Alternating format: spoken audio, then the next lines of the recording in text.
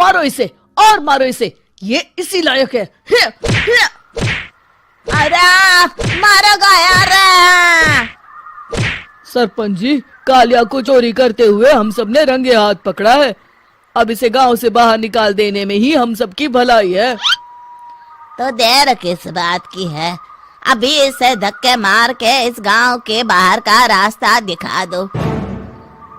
अरे सरपंच ऐसा मत करिए, मुझे एक मौका और दीजिए, मैं दोबारा कभी चोरी नहीं करूंगा।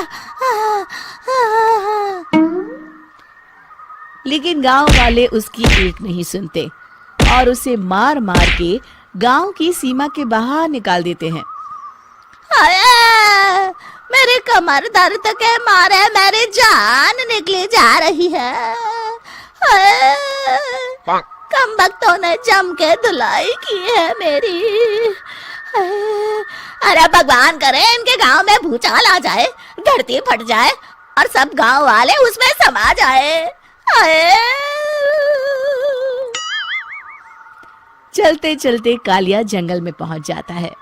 उसे वहां एक प्रयोगशाला दिखाई देती है। अरे इस जंगल में ये अजीब सा दिखने वाला घर किसने बनाया है, चल कर देखना पड़ेगा। कालिया प्रयोगशाला के पास चला जाता है। दो वैज्ञानिक प्रयोगशाला में बातें कर रहे होते हैं। बधाई हो डॉक्टर चमन, आखिरकार हम दोनों ने मिलकर एक ऐसी घड़ी का आविष्कार कर लिया है जिसे पहनकर कोई भी इंसान गायब हो सकता है। हाँ हाँ, तुमने बिल्कुल सही कहा डॉक्टर जर्माटो। अब कल सुबह ही हम इस जंगल से निकल जाएंगे, लेकिन उससे पहले आज रात के खाने का बंदोबस्त करते हैं। हाँ हाँ, मुझे तो बड़ी जोरों से भूख लगी है, चलो चलते हैं।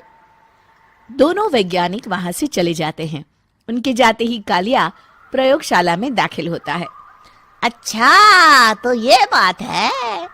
कालिया बड़े से कांच के अंदर रखी घड़ी को बाहर निकाल लेता है और अपनी कलाई पर बांध लेता है। फिर घड़ी में लगा बटन दबा देता है।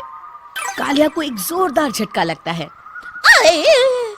कालिया अपने आप को आईने में देखता है तो उसका पूरा शरीर पूरी तरह से गायब हो चुका होता है। अब तो जो चाहे वो कर सकता हूँ। सबसे पहले मैं उन सभी को सबक सिखाऊंगा। गांव वालों, मैं आ रहा हूँ। कालिया गांव की ओर चल पड़ता है। थोड़ी देर के बाद दोनों वैज्ञानिक वहां आते हैं। अरे ये क्या, लगता है कोई हमारी घड़ी चुरा कर ले गया है। ये देखो पैरों के निशान। अब क्या होगा, अगर वो घड़ी किसी गलत हाथों में पड़ गई तो अनर्थ हो जाएगा। तुम चिंता मत करो, हमारी घड़ी में जो बैटरी लगी है ना, वो सिर्फ 24 घंटे चलेगी। उसके बाद वो घड़ी काम करना बंद कर देगी।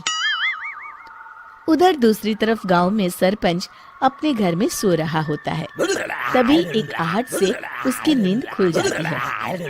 अरे कौन है वहाँ?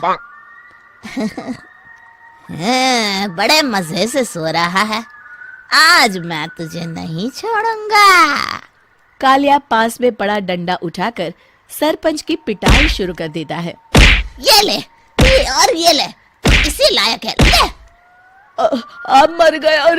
अरे ये क्या हो रहा है? अरे कोई बचाओ मुझे, मेरे घर में भूत आ गया है।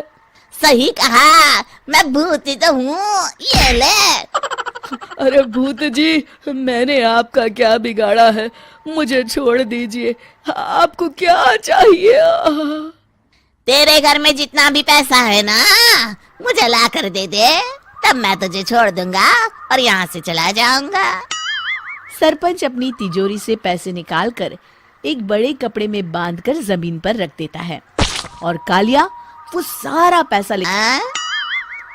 जमींदार अचानक अपने आप को चांटे मारने लगता है। अरे भाई ये क्या हो रहा है? जमींदार साहब, अब ठीक तो है ना? अरे मुझे नहीं पता भाई।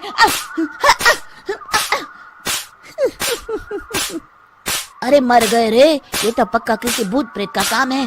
जमींदार के अंदर कोई भूत आ गया है। इससे पहले कि ये हमारे अंदर आ जाए, मनोहर भाई अपनी जान बचानी है तो भागो यहाँ से।